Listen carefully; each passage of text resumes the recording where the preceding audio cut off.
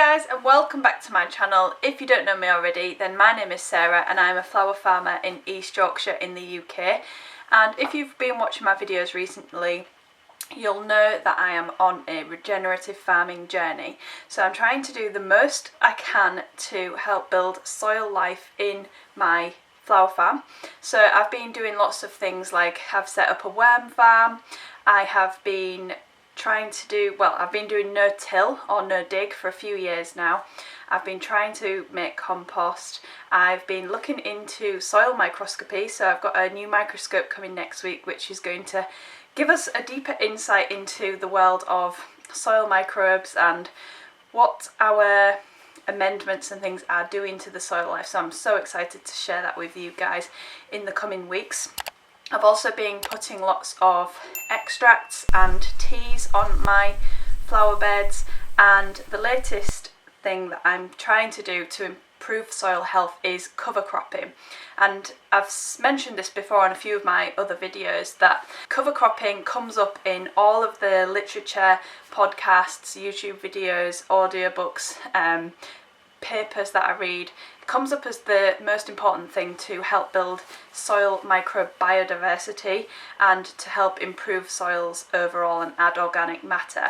So that's something that I was was one of my main goals of 2022, was to get a good cover crop in at the end of the season. So it has been a little bit difficult with flower farming. Obviously you want your crops to last right until the end of the season, so until we get a frost.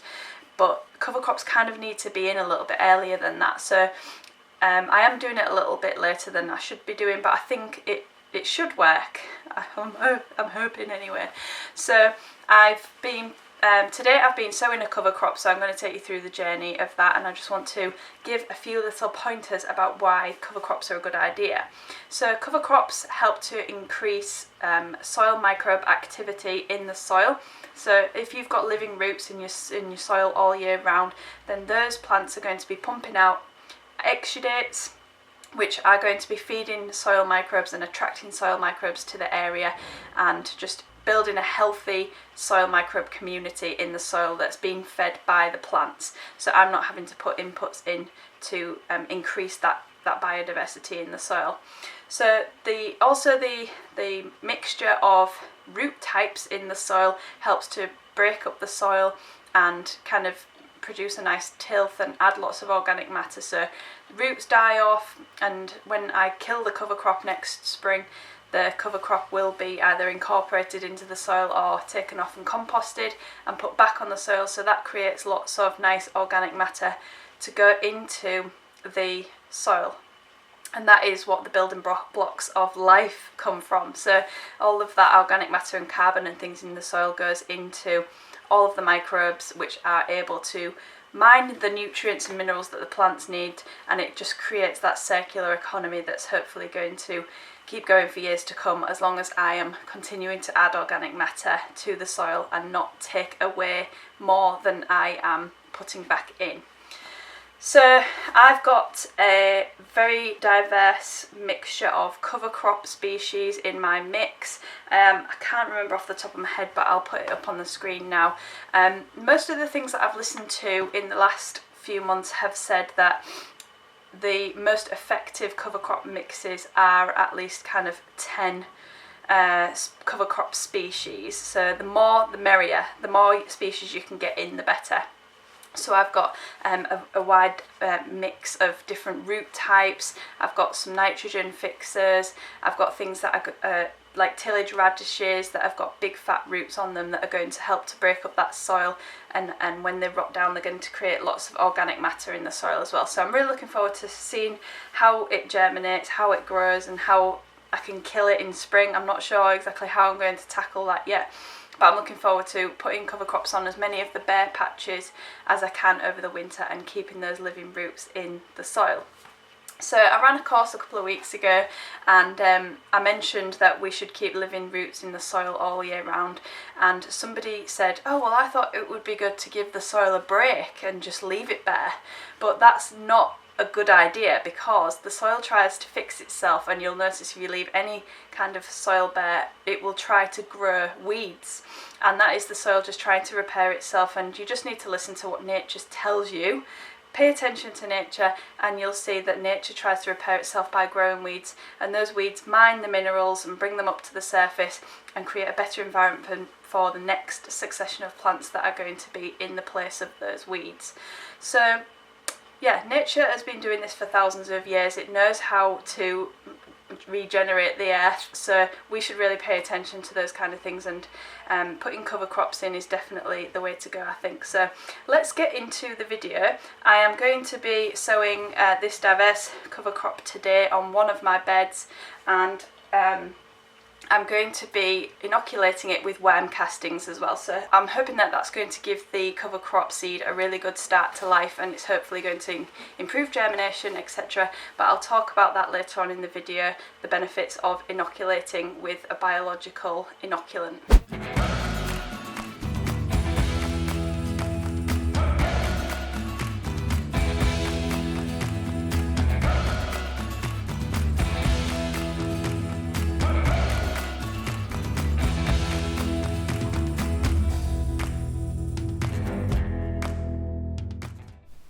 So I've weighed out my cover crop seed, and I've got it in a bucket ready to go. But what I'm going to try out this year is inoculating it with worm castings. So I'm going to sieve out some worms, and I'm going to film that for another video, which is going to be the worm farm update. So keep an eye on that one if you're interested in the worms. But what happens with worm castings or any kind of inoculating compost is that seeds have receptors on the outside which are constantly on sort of monitoring the conditions, and that's how a seed knows when to germinate, when the moisture and temperature level is correct. But also in some cases seeds germinate faster when they know that they've got like a fungal component or a bacterial component in the soil that's going to help them germinate and get off to a good start. So worm castings have got lots of good plant growth hormones and things in it, so that should get the seeds off to a good start. The seeds will detect all of those things around them, and they'll think that it's a good place to germinate. So hopefully it'll give us good germination, and then also it will get the plants off to a good healthy start as well, with those fungal and bacterial symbiosis relationships already in full swing. So I'm hoping that's what is going to happen. This is the first time I've tried this, and I've read lots of things in the literature, and I don't 100% know what is in my worm compost. I don't know whether it's like top quality stuff or whether it could do with some improving. My feeling is it could do with some improving, maybe more of a fungal element into it. So that is why the worms that I'm about to sieve out, I'm going to put them into some soil that I've collected that has visible mycelium in it. It's from an area where there was some wood chips and there's some mushrooms growing out top of the wood chips, so I'm hoping that this is going to provide a really good bedding material for the worms, and it will help us to create more of a fungally dominated worm bedding and vermicompost in the long run. So I'm going to collect some vermicompost, and then I'm going to mix it in with the seeds and just rub it around, and then I can spread that evenly across the flower bed.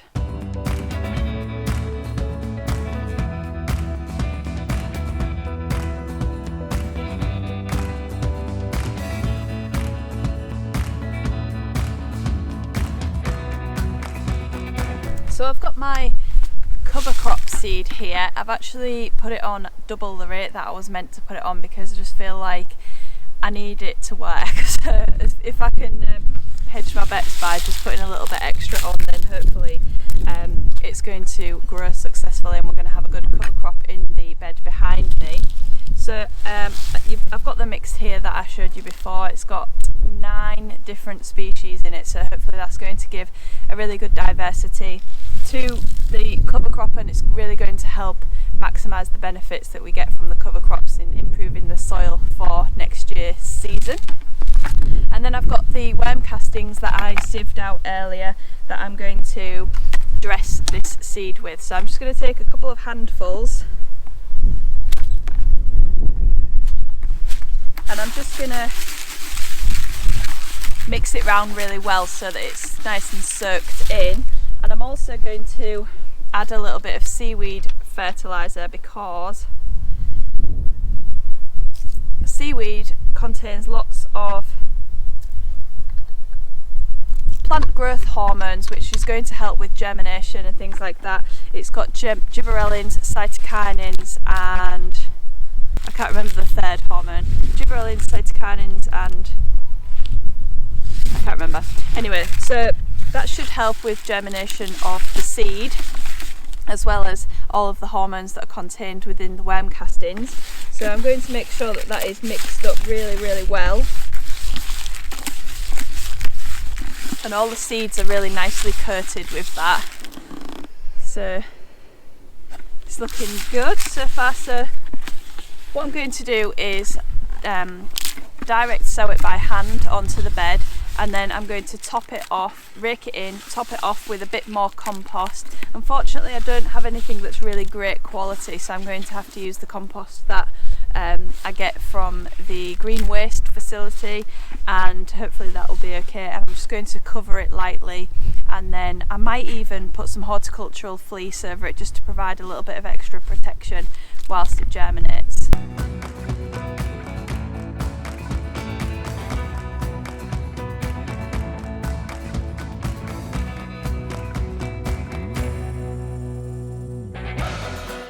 So the cover crop is sown, and it's meant to rain quite heavily today, so I'm hoping that's going to water it in quite nicely. I'm not going to put the irrigation on just yet. And then I'm going to, I think I've decided, it's kind of raked over quite nicely, so I'm not going to put any extra of that compost on, just because I don't like the way that it is. It's not very nice compost, so if I can avoid using it then I will. But what I will probably do is, if I make a compost tea brew, which is another video that I'm also working on today, I might just come and spray on the top of the seed bed here, and then I'm also going to cover it with the horticultural fleece, just to provide it with that extra little bit of layer of protection. So if the birds or anything do decide to come and have a go at it, then they can't, because of the horticultural fleece. So I'm going to let it rain on it first, and then I'm going to cover it with the horticultural fleece, and then hopefully we're going to have a cover crop. It kind of went on quite thin, so I'm hoping it's going to be thick enough. That is the one thing I'm kind of concerned about, even though I did use double the amount that I was meant to. The whole seed sowing, direct seed sowing thing just feels so alien to me and kind of a bit unnatural, so I'm hoping it works out, but we will see. Thanks so much for watching this week's video, guys. I hope you enjoyed it. I would love to chat about cover crops in the comments, so if you have had success with cover crops, or if you've got a particular technique that you are using on your farm, then I would love to hear about it. So please chat with me in the comments about that. And I will also put the link to where I buy my cover crop seeds from, and then maybe a few useful articles about studies to do with cover crops, soil microbes, etc., plant hormones and things like that, worm castings. And I just want to also say thank you so much to everybody who has purchased my online workshop so far. I've literally had someone from nearly every country. It's amazing. I can't believe how many people across the world have purchased my little online workshop. I'm really, really thankful to you guys for supporting me on my journey. So stay tuned for next week's video, which will be a worm farm update. So if you're interested in all things worm farming, then I will bring you all of the info on how I'm breeding my worms, growing them, feeding them, sieving them. And yeah, thanks so much, guys. I'll see you next time.